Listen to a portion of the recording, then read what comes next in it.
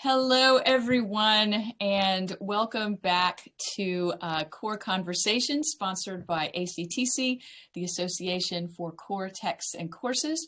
I am Charlie Thomas, Executive Director of ACTC, and this is the third of 4 in our Spring 2021 Core Conversation series.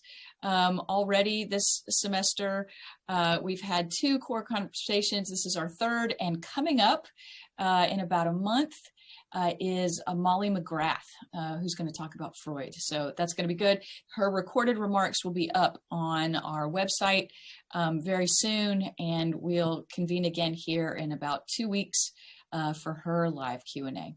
So we're glad you found us. Today is the Q&A for Rick Kamber, though, professor of philosophy at the College of New Jersey.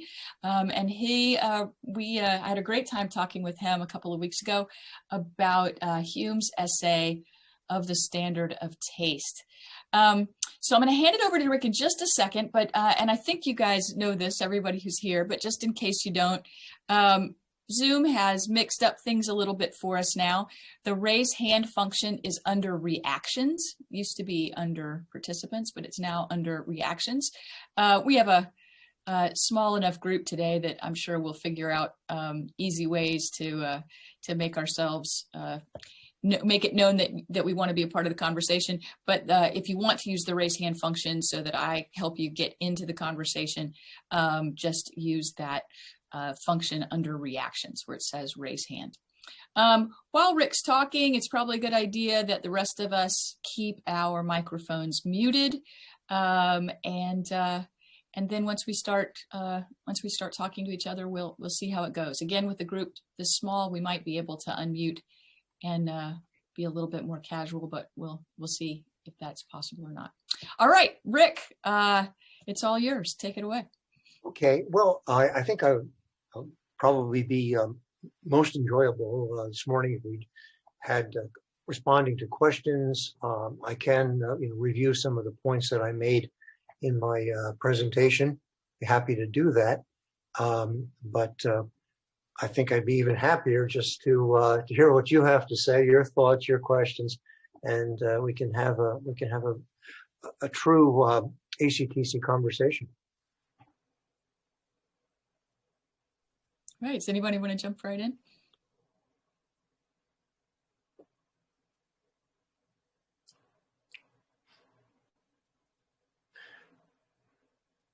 I mean, I will. I feel like I should defer to others, but I will.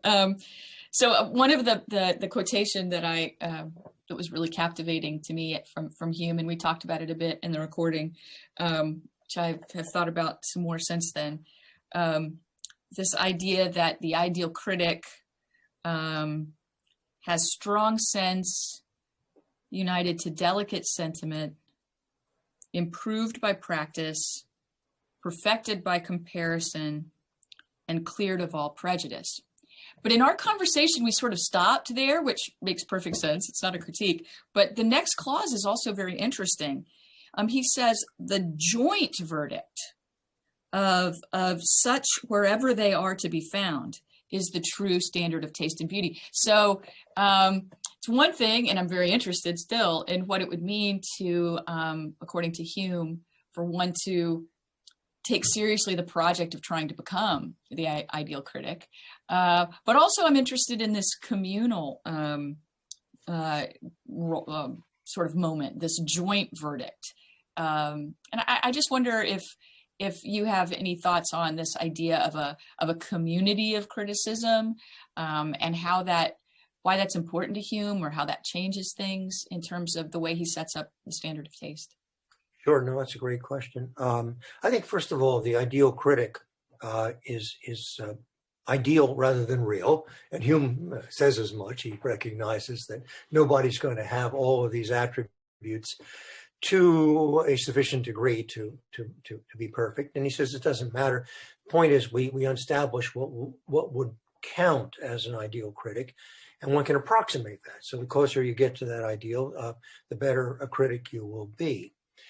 The ideal critic is also the incarnation of the test of time.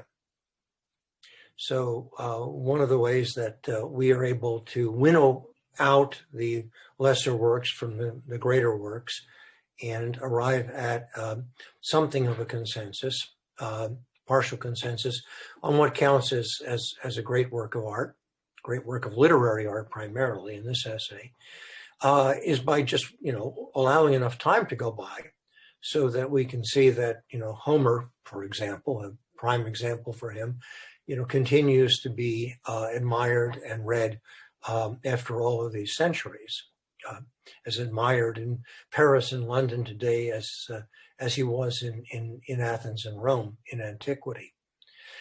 So in a way, the ideal critic is the human incarnation of a process which takes, of course, perhaps centuries to complete. Never completed, I suppose. The notion that it's a group project, a very interesting point really, is that partially because nobody is truly the ideal critic, what we want to do is to put a lot of heads together. And just as over time, humanity is able to really distinguish what's great from what's not great.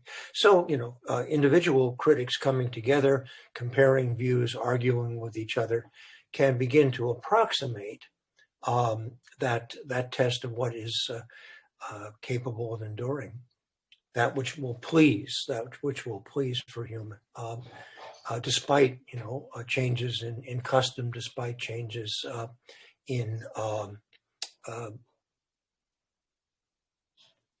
taste.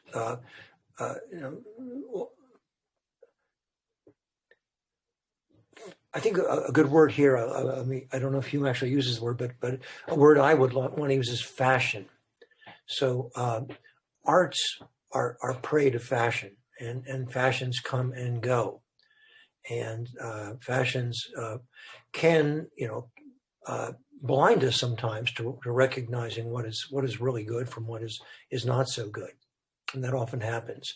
So the ideal critic, like the test of time, is a guard against fashion. The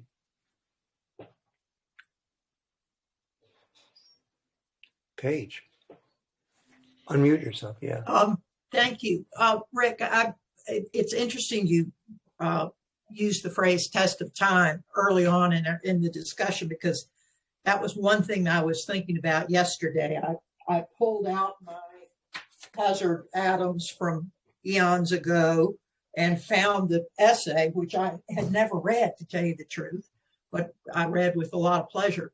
And I got to thinking about the test of time problem. In my mind, what worries me about it, and I wonder how you see it, is it conceivable that cultural prejudices, let's say, could in effect make it possible for the test of time to be defeated, so to speak, because a work of art never rises to some point of notice. Mm-hmm, mm-hmm. Sure. In other words, the critical mass, Yes. the mutual working upon a text and testing it and playing with it critically can only happen if it's noticed. Right. And there seems to be some way that we defeat ourselves sometimes by just not seeing, Yes. wonderful things that could be there. How do you work with that problem? I don't think Hume I don't think addresses that problem, but as you quite rightly point out, that's a real problem. Perhaps a good example of that, example that comes to my mind, would be Moby Dick, which fell into obscurity after it was published, and not much noticed until the 20th century. So it was rediscovered. And then the critics took a close look at it and said, "Oh, this is wonderful. I mean, this is an amazing work of art." So there are cases like that. I don't know how many. I mean, I think that's a really interesting question. Do you have examples that you have in mind for that particular problem. No, Moby Dick is a terrific example that you thought of. I guess I'm thinking mostly as of African American works that might have been overlooked. Yes, Perhaps. But it's a paradox. We'll never know what we don't know. Yeah. And you just wonder about that. And when you add in the concept of critics kind of working together en masse, that would seem to be, the best possibility of a corrective, but it's interesting. No, I think that's a really important point. And it seems to me that critics and literary scholars in particular need to go back and look at things that might have been neglected. I mean, I think African American literature is a really good example of that. Professionals whose job it is, to study and teach literature need to have the patience to go back and sift through works of the past that didn't get much notice. I mean, this is probably not a good example in general, but it's good for me because I had never read until a few weeks ago Frederick Douglass's oration, "What to a Slave is the 4th of July." I might even have heard of it, but I never read it. And when I went back and read it, I was blown away. I mean, what a powerful piece of oratory. So yes, that's an excellent point. I did think of one more famous example, and that Zora Neale Hurston had fallen into obscurity, and then her reputation was resurrected by Alice Walker. Okay, that's a great example. Yeah. Scott's the real issue. Scott, you're. Yeah, let me just say that just a very tiny point, but we've been reading Frederick Douglass at Mercer all year this year, and it just keeps giving, Rick. I too just hadn't really engaged Douglass's writings, but he has 3 autobiographies and tons of speeches and essays, and I haven't found one yet that didn't in some way seem really brilliant to me. And, as another, this isn't the test that we're talking about right now, but another way that often this kind of conversation gets framed is in terms of, a conversation, that the texts themselves are in conversation. And Douglass is, he is a spectacularly well-read person who manages to just bring an encyclopedic, it seems, understanding of the tradition into his writings. So that's Scott, I'm sorry, I jumped in though, so please come on in. I think that the example of Douglass is important for a couple reasons. I will say that we read What is the 4th of July at Temple University, 30 years ago. Okay. And so, is it 30 years? Yeah, it is.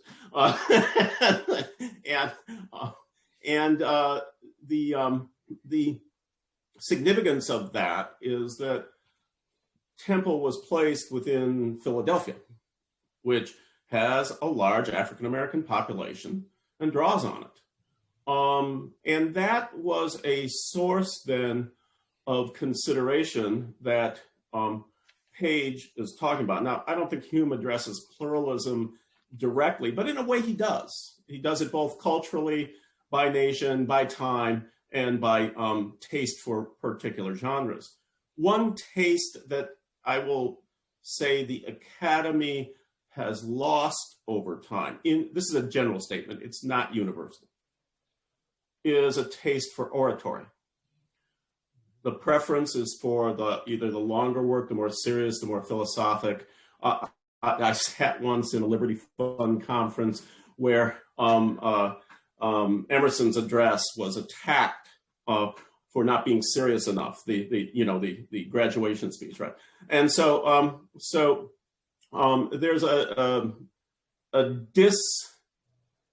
I think this is a fair statement, notwithstanding academic discourse and speeches within a university or the university community, I think that the African American community offers a much richer appreciation of oratory now than does the majority culture, at least within the academic setting.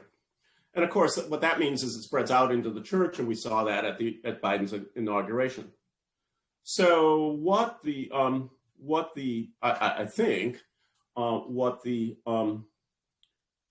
Hume encourages us to do is to actually have a more capacious view of what counts as a core text than we currently, by habit, have. And again, this is a general statement, but I think it's worth considering. Yeah, I agree. I think that this does address in very important ways the question of what counts as a core text. The only perhaps notable difference is that Hume in this essay is confining himself to the literary arts and wants to put aside works that are meritorious by virtue of their factual content or their scientific content. So, for example, Euclid's Elements, we consider that a core text. I don't think Hume wants to apply the standard of taste to Euclid's Elements.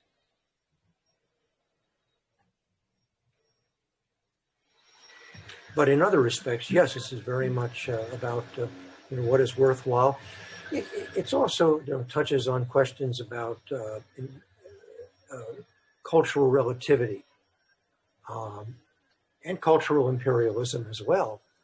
And what Hume is urging us to do, is to recognize that the best works of art are those that appeal to humans, to humanity. And he thinks that we are capable of appreciating things on the basis of their humanity appeal, and not be blinded in a really problematic way by what happens to be our own time and culture and fashions. Jump in, Josh. Yeah, I'd like to go back to what Charlie was touching on and raise it with reference to the issue of pleasure. So what I'm curious about is what Hume has to say about the education of the pleasures of the audience. Mm-hmm. I do understand that insofar as there's an ideal critic, there is some kind of a standard being appealed to, and there are sentiments that are being referenced. But I'd like to hear just a little bit more about what guides one's pleasures, what educates one's pleasures. Is it only the community in some kind of vague, somewhat unclear sense? And what's behind my question is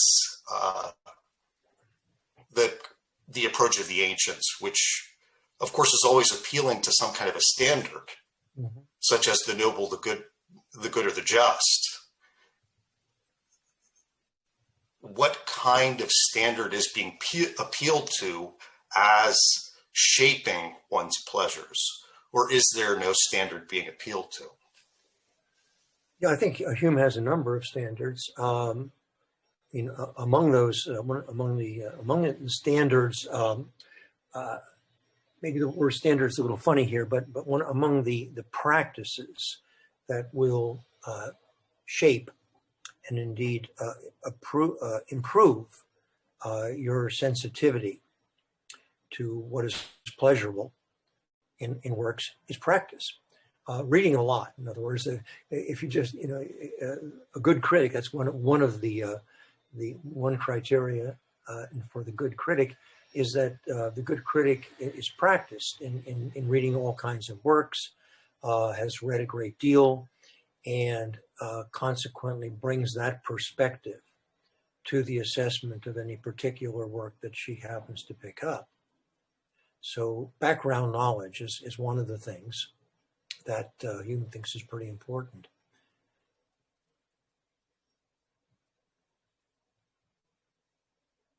Does that help? I think it's okay for us to just jump in. I don't think you guys need me, so please come on in. Go ahead, Scott. That's fine. You can all unmute. Josh and Rick, I mean, he's quite explicit that going along with what Rick says, you become familiar with certain species of written works, like tragedy, like epic, that have specific pleasures proper to them. And those are indeed partly what shape your standard of taste. So there is a sense in which Hume is almost reversing here the ancient argument. I find it personally, I find it more like Aristotle's argument at the end of the Poetics, but we won't need to go into that. We'll just say that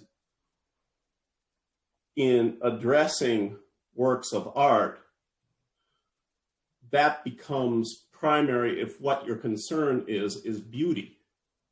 Now, if your concern is moral rectitude or epistemic knowledge, he makes some offhand comments about each of these. But if your concern is beauty, then attending to the species work is where things are at.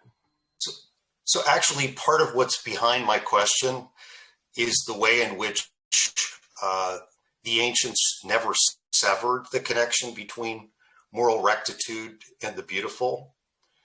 It's a characteristic feature of modern thought that those are severed. And I always have this suspicion that the moment the aesthetic is severed from the moral, that it loses much of its power. And I know that there are very, very many reasons for that severing. So maybe I could be a little bit more direct in asking that question. Could you say a little bit about what possible effects there might be in Hume's understanding of the beautiful, especially with respect to speech? He doesn't mean merely pretty, but that's the natural tendency of that severing, by the way, for the beautiful merely to be pleasing in some kind of private way that isn't really communicable. Yeah, I think that's an excellent point. When Hume talks about beauty, in this essay in particular, he's talking about what is, we have used the word beauty, I think, in more narrowly than Hume is in this particular text. So perhaps a better translation of the term beauty for the purposes of this essay would be what is aesthetically and artistically admirable. Now, the question of the moral, I think, is really one of the most interesting parts of the essay. And he deals with this at the end. And he's trying to work out the job of the critic with regard to putting aside the prejudices of his heart, the prejudices of his time, and being receptive to works that come from different cultures, that come from different ages, and so forth. And so I think Hume is trying to be as liberal as he can in terms of not allowing the peculiarities of that author's world to interfere with the appreciation of what he or she has written. But he does draw the line, or kind of a line, regarding morally offensive works. He seems to be saying at the end of the essay, if the work is truly morally offensive to you, then perhaps it's not possible for you to, to ignore that in your reaction or assessment of the work. He says you can ignore things like religion. You can ignore, it doesn't matter if it's a polytheistic world. It doesn't matter if it's a religion that you don't share.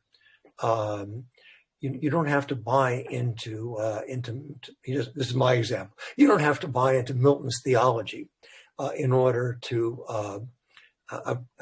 appreciate Paradise Lost.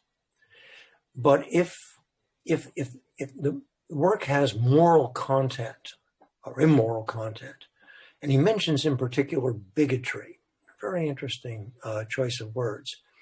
He mentions that several times in the essay.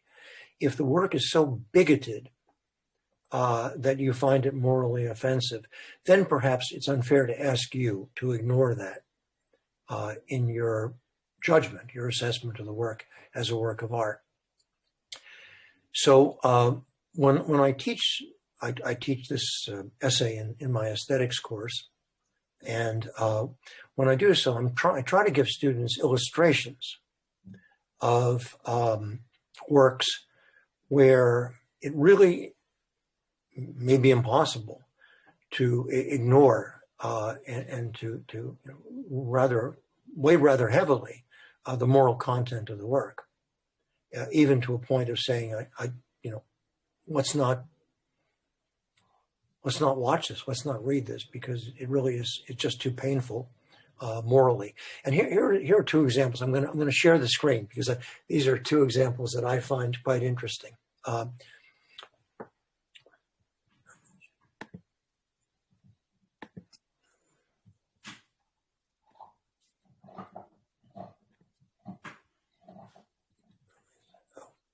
Hold on here.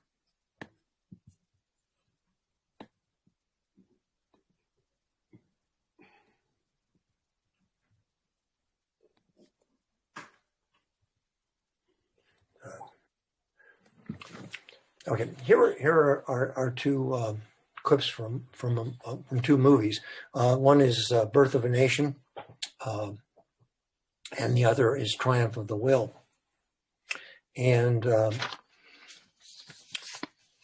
these are both, in a number of respects, really important movies. Birth of a Nation, Griffith's work was just a pioneering work on all sorts of levels artistically, and in a certain sense launched movie making as we came to know it.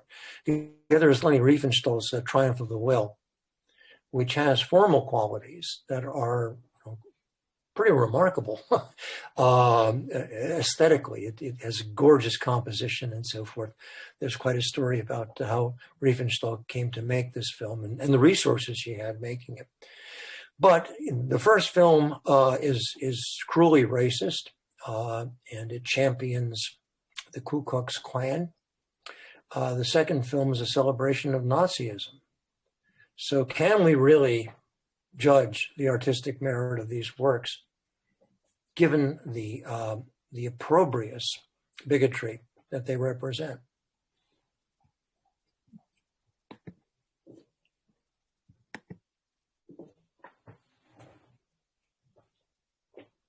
I think this comes down to I'm sorry, Paige. Do you want go ahead? No, that's okay.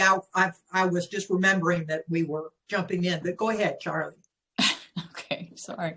I think this gets to for me, and of course this is already a very fundamental question, but a fundamental question that cuts across a lot, maybe all of Hume's philosophy, and that is kind of to what extent human sentiment or human experience can be trusted to get us, and this is not Hume's language, right, but can get us back to something like the principles and standards of the ancients.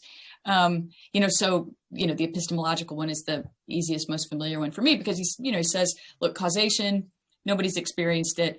It's not a thing that we should rely on. On the other hand, only fools and madmen, think that these things that are constantly conjoined won't fall after each other. That is, we're going to live very similarly with constant conjunction as we do with cause. And he has this theory about why when we lose cause, we really don't lose anything but our illusions. And the sort of phenomena is saved. But when it comes to these questions of morality, I think he's relying on a similar dynamic. Maybe I'm wrong. I sort of invite your commentary on that. That is that, because by all accounts, his sociability is incredibly important to him. He's a good friend. Even to Rousseau, he's a good friend when Rousseau is being like a really hard person to be friends with. And Hume, takes him into his home. And so we have all kinds of evidence that Hume is, behaves in ways that the ancients might have described as virtue, and holds to standards in his own life that we might be familiar with as these kind of transcendent standards. And yet he's unwilling to acknowledge that they are transcendent, or that there is such a thing that we can know or appeal to in any sort of objective way.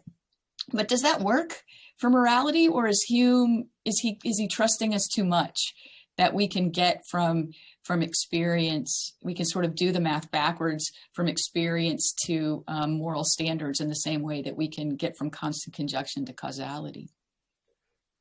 Well, I think there is a really interesting similarity there. For Hume, morality, the foundation of morality is human nature. It's, if you want to look for right and wrong, you have to look within your own breast, says Hume. It's real, and it's a real feature of our species. Now, there are lots of variations. Some people, are deficient in terms of their sympathy, their capacity to sympathize with the suffering of others. And other people, get badly misled by the traditions or expectations of their own culture. But it's transcendent in a sense, but its locale is inside, not over your head. And I think that is also kind of true for his idea of, something like causality. When you look at causality, theoretically, when you look at it through a skeptical lens, you can't really establish that there's anything there except constant conjunction. But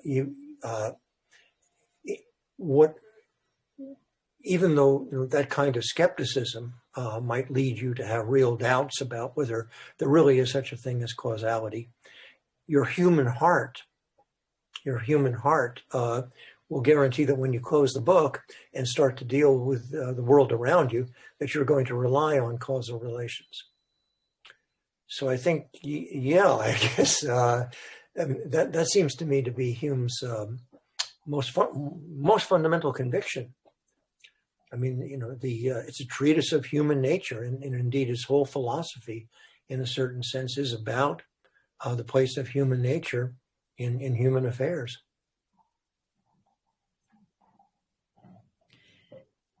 Rick, and I'll jump before I forget this one.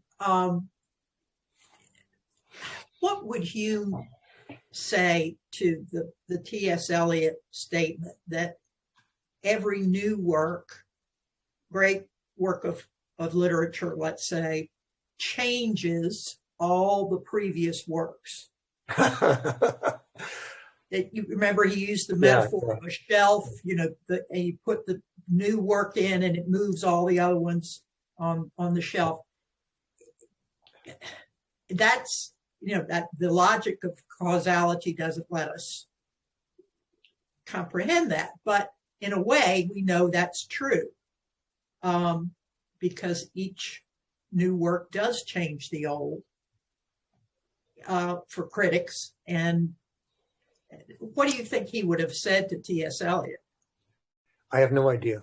I don't know what he would have said to T.S. Eliot's thought is a really powerful insight, and I'm kind of inclined to agree with it, but I don't know what Hume would have said. What do you think? Well, how do you have a sense of how Hume might have reacted to that idea. I think he would have come around to maybe accepting it, but he may not have liked it at first. Yeah. But I think it's true in a sense.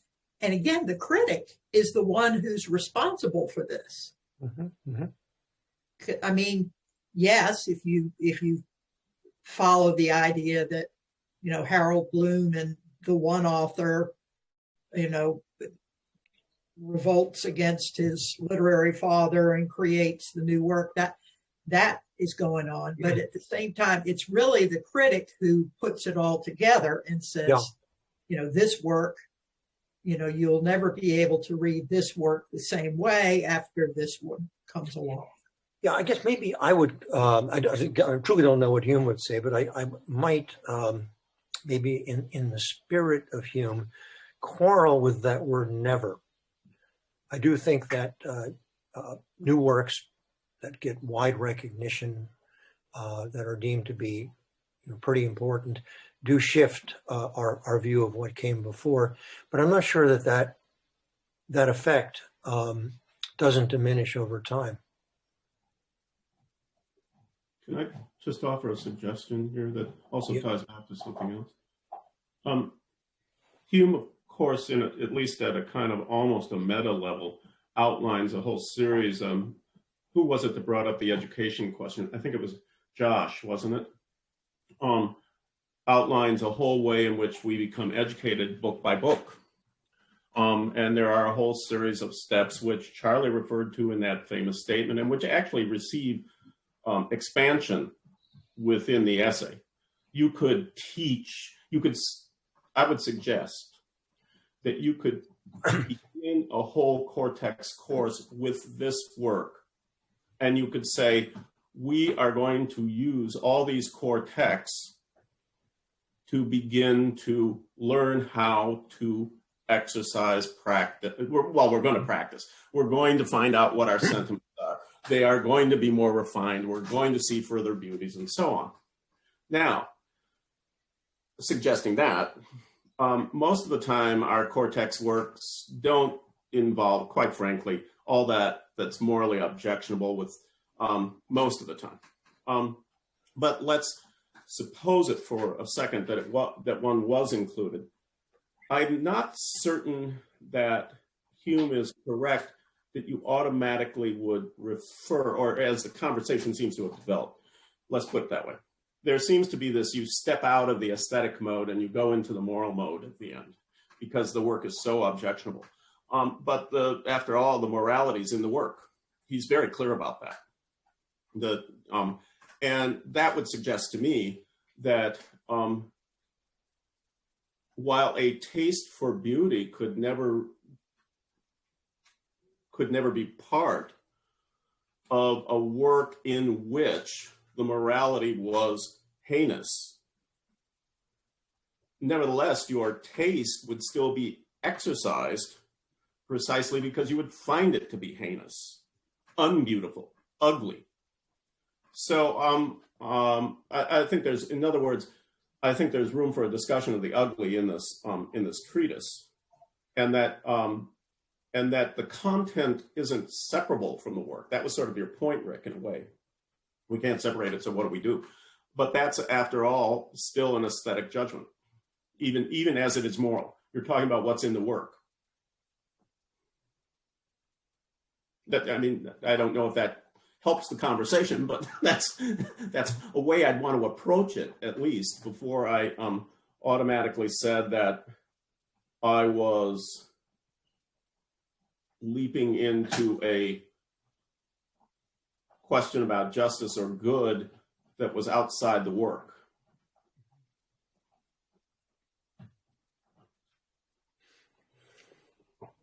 I hope this example won't be too left field, but it really, your comment just made me think about it. So just in the last 5 years, I've started reading a lot of ancient Indian writing, the Mahabharata mostly, which, of course you can live in because it's so huge, and made it through 2.5 times. So my Indian friends are impressed by that. So, and of course, I've spent a ton of time reading ancient Greek literature. And one of the things that you get used to when you read ancient Greek literature, just to be blunt and quick about it, is rape culture, right? God wants a woman, God takes a woman, right? You even in the mythology of Theseus, you even see the ways that people within the culture used this mythology. You know, the guy shows up from out of town, gets your daughter pregnant, and you tell everybody it was a god, right? So there's it's just cooked in, and you just sort of keep moving, nothing to see here. And then, I started reading ancient Indian stuff, and it's not there. There's consent. Gods who want to have sex with little girls have to get consent from the little girls, and all of a sudden, and I haven't written about this, I haven't taught it, I still teach the Greek stuff, is nothing to see here, keep moving. But it strikes me that if we say the morality is in the work, I'm just not sure how to cash that out, Scott or Rick or whoever wants to say it. I mean, do I think that Homer is beautiful, magisterial, brilliant, defining, orienting to my life? Absolutely. But becoming used to those cultural standards actually made that invisible to me in a way that didn't become visible to me until I started reading something from another culture. And that seems problematic in this claim that the morality is in the work, or that we can, that an aesthetic taste will somehow get you back to moral claims. I don't think that I through other sources, of course, I could get to morality, but I don't think I would have come through ancient Greek texts to a critique of that. But that's because the view, honestly, I think you're actually making the case. That's because the view was confined to ancient Greek texts. As soon as you opened up yourself to other texts, in this case, other cultures, which is kind of Hume's point, then the rape culture became visible to you, and you reflected on it. You reflected on its parts in the works. I'd actually be kind of interested if after you go through the Indian and you find consent and so forth, and you come back to a particular Greek work,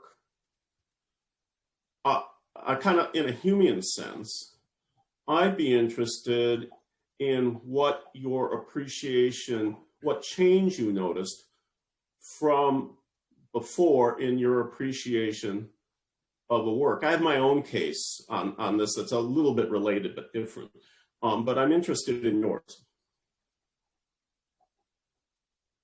I mean, I'll get back to you, but I've read the Iliad and Odyssey at least 2 or 3 times since I started reading the Indian stuff, and I'm not sure I read it differently, except I don't take it for granted in the same way that I once did. But I still don't know what to say about it, and it hasn't made it into my teaching. Okay, let's have that conversation at some point. Yeah. Are you confident that Homer holds a certain opinion about rape, or about gods raping human beings? Oh God, how did we get here? Rick, you're supposed to be on the hot seat right now. I am not entirely confident, but I do think there are clear double standards between men and women when it comes to sexual morality. I mean, one thing I do teach every time I think that we read the Odyssey is when my students start critiquing Odysseus's infidelity, I ask them if there's any evidence in the text that anybody thinks ill of him for that, including Penelope. And it seems there's no suggestion at all that there's any problem with men sleeping around. And of course, you go through all of the returns and the tragedies, and there's plenty of evidence that women sleeping around is, in case of Clytemnestra, it's a part of her monstrosity, not just her frailty, right? So I don't know. None of his suffering is due to the infidelity. I mean, none of what Odysseus did. Anyway, we're getting. That's a really interesting question, but I think not, right? I don't, maybe I want to think that through, but my first thought is no, that doesn't cause him suffering. I mean, except insofar as Cersei is holding him against his will, that seems to cause him suffering. Exactly. But I just want to raise something that is only related, but which constituted a change in my perception of a work. And nobody here, almost nobody is, many people here will not agree. Sophocles' Antigone is often read in light of a Hegelian dialectic, which, it's just two rights. The debate is endless, blah, blah. And after spending an awful lot of time with that text, I came to the opinion, which I was willing to argue for at length, that Antigone suffers undeserved misfortune from an evil man, and that is the story, and that no, he doesn't represent rule; he represents tyranny. So, I mean, that's I can go on, but that's not the point. Is the change in the appreciation, at least that I went through by spending an awful lot of time with that work, and because I was interested in, I'll go even further, and I think this gets a little bit to Hume too as well. I was interested in the artistry. Remember, Hume says, look, where the critic goes and where the artist go is exactly the same. One produces a work and the other one comes to judgment, but they go through sentiment and they actually have a judgment that is about the work. And so it was kind of in pursuit of artistry of Sophocles that I came to that conclusion, because I was concerned about why you could really say, and this goes to the beauty question and goes to the ends question, why is this actually tragic? I mean, if it's two rights, it's not really tragic. It isn't. Or put it this way, you have a completely different conception of tragedy than pity and fear, involving pity and fear. I don't care which way we go with this. So I think it makes a difference. I think what Hume has to say can make a difference in how we approach texts. And that was the origin of my question to you, Charlie. I think it was. I mean, I kind of agree with your reading of Antigone, Scott. And I certainly find Sophocles' portrayal of Antigone to be far more attractive than his portrayal of Creon. But I'll give you this happened a long time ago. I was teaching Antigone in a freshman seminar, and we had read it and talked about it on one day, and there was 3 days, I guess 3 or 4 days between the one class and the next class. And during that first class, my students could not see anything in Creon's point of view. I mean, they thought his claims about the security of the state were just absurd. They were 100% behind Antigone. They couldn't even comprehend that there was any debate going on here. What occurred between that first class where we discussed it and the second class was 9/11.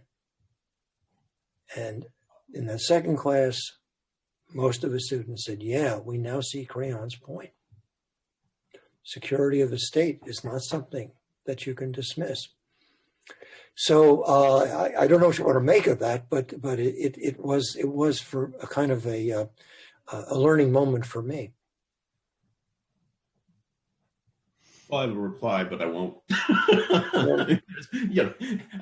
I think, okay. I think Hume would ask, would anybody immediately after 9/11 be in a condition to be able to judge of the work with the proper delicacies, etc. I mean, I think he would ask, could you clear your mind of prejudice? Could you put yourself in the position where you would be open to this? And I think that would be I think it's more interesting, exactly what you said is interesting precisely because there are situations where we can't clear our mind. Would you have said just a few moments ago, you sort of saw Antigone and Creon relationship kind of like I did. We'll accept this. This is 20 years later. It's 20 years after 9/11 now. Time has taken, it not only changes tests works, it tests you, right? So that's, I think that would be Hume's response. Let's let that hang if we can for a second. We only have a few minutes left, and I know Paige has been trying to get in, so maybe we'll circle back to 9/11. But Paige, jump on in, please. Or anybody else too. I think the bottom line for most folks in ACTC, since most of us are teachers, is, do we stop teaching Birth of a Nation? Do we stop teaching? I don't think we're going to stop with Antigone. That's not going to happen. But let's take just the most egregious examples, like Birth of a Nation, or something to do with rape culture from the ancient Greeks. And that's where, again, the critic's role becomes paramount. The way I think, I would hope that Hume would see it, because he certainly raises these issues. He doesn't, come down hard. What are we going to do about these cultural changes and prejudices when they're bad things? He's talking about prejudice in the case of the critic, which is a bad thing, but cultures can certainly mess us up too. But it's, what are we going to do about it?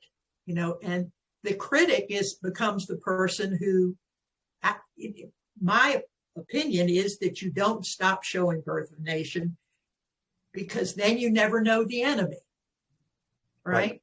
I showed it twice at Norfolk State, not once, but twice. And but you have to be damn careful about it. And it takes, you're taking an enormous risk, in a sense, or assuming a large responsibility. And I think that goes for all the morality issues in literature, particularly if you're still teaching or if you're still writing about stuff. Anyway, that's all pretty obvious. I could not agree more with what Paige just said. Although I think of that teaching works like Birth of a Nation as entirely appropriate in my role as a teacher. It's a little different, perhaps, than my role as a critic, insofar as I serve as a critic. But as a teacher, I think it's imperative that we take a look at influential works of art that have appropriate moral content in them.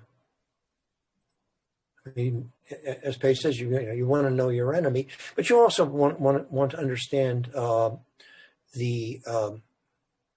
with perhaps a little bit of sympathy, the weakness of human beings. I mean, Griffith was absolutely astonished when people, and there was a big reaction, particularly among the African American community, but elsewhere too, to this film. And a lot of people said that this is a, you've done something evil by making this movie, even in his own time. And he was appalled. He just didn't see that. He thought he was celebrating Victorian moral values of love and kindness. And that's the moral perspective that he was trying to get across, and also, of course, to tell the story of Civil War and Reconstruction, which was part of his own background. But it's fascinating to me that Griffith didn't see the harm that he was doing when he made that film. And that tells us something about him. It tells us something about the time. It tells us something about the Jim Crow world that was emerging. But it also tells us, something about us, which is that we make mistakes. We sometimes do bad things unintentionally. I think we have about 3 minutes. So does anybody want to jump in here at the end? I was going to jump in, but I think I'm opening. It's late in the hour to be opening. That's okay. That's okay. Okay, I'd like to hear. Please. And forgive me if this has been touched on. The problem comes to sight and has a certain character in Hume's essay, in part because of the overwhelming preponderance of works of art that are essentially linguistic in character. He's interested in Cicero's oratory. He's interested in works of literature primarily, especially the problem about changing judgments and consensuses about aesthetic criteria. It seems to me much the more problematic case is painting, to some extent sculpture. And I just wanted to know whether you were impressed by Hume's ability to explain, or whether he was sufficiently sensitive to that fact. I mean, to take the clearest and most obvious example, walk through the Uffizi Gallery and watch the transformation of aesthetic standards from sort of Byzantine iconography to, realism and three-dimensional rendering. And and the way we tend to tell this is as a story of progress in our ability, but that's clearly a myth created after the fact, that what we really have is different judgments about what is beautiful, and maybe even about the purpose of art there. And I just wondered whether you thought Hume was able to speak as well about the visual arts as he is maybe about works of literature. Well, of course, he doesn't talk about, except in passing, about anything really other than literary works of art in that essay. But I think he believes that his points would be applicable to other works of art. And clearly, different things are going on. But here, I do think, though, that his most fundamental point, and that is that there, despite all the variations of personality and personal preferences and cultural change, that there are real differences between what's good, what we come to see as good over time, and what is not good. And I'm going to share my screen so I can show you an illustration of this. This is what I do with my students. So let me. I was hoping for some picture. Yeah. For visual arts, you got to look at it. So let me see what I've got here. Let me see. Hold on. I just had a few illustrative slides here. So here's a comparison of a farm painting by Thomas Kincaid, and one by Vincent van Gogh. And Kincaid, if you don't know, was probably until his really recent death, it was the most financially successful artist, painter in America. And it's said that 1 out of every 20 homes in America had a Kincaid print hanging there. But here's the example I use, which is to show that, have my students look at. Here's a Kincaid. This is one of Kincaid's farm scenes. And this is, of course, Van Gogh's wheat field. When I show them these two works side by side, almost all students, not all of them, but almost all students will say, yeah, well, the Van Gogh is a lot better work than the Kincaid. Now, there are usually 1 or 2 holdouts, and that's consistent with what Hume says. You're not going to persuade everybody, and some people just don't have good taste. I have a brief question, Rick. Do you ever show up identifying the artist? Pardon? You ever show those pictures without identifying the artist? Oh yeah, I think I do. I mean, they have no. Most of them, they probably heard the name Van Gogh. They probably have not heard the name Kincaid. So I don't think that they're basing their judgments on some received wisdom about the artist as identified by their names. Sadly, it's now my job to cut this marvelous conversation off. Thank you, everybody, for coming. Thanks so much, Rick, for your remarks and also leading this conversation. We could keep talking for a long time, and appreciate all of you for coming and being a part of this third of 4 Spring 2021 Core Conversations. If you haven't yet submitted your proposals for the spring conference, please get on the website and do that. And keep a look on the website also for Molly McGrath's remarks, and join us again in a couple of weeks for our final Core Conversation of Spring 2021. Thanks, everybody. Shirley, thank you for organizing these wonderful conversations. No, Much it's my appreciated. pleasure. Bye, everybody. Guys, bye-bye.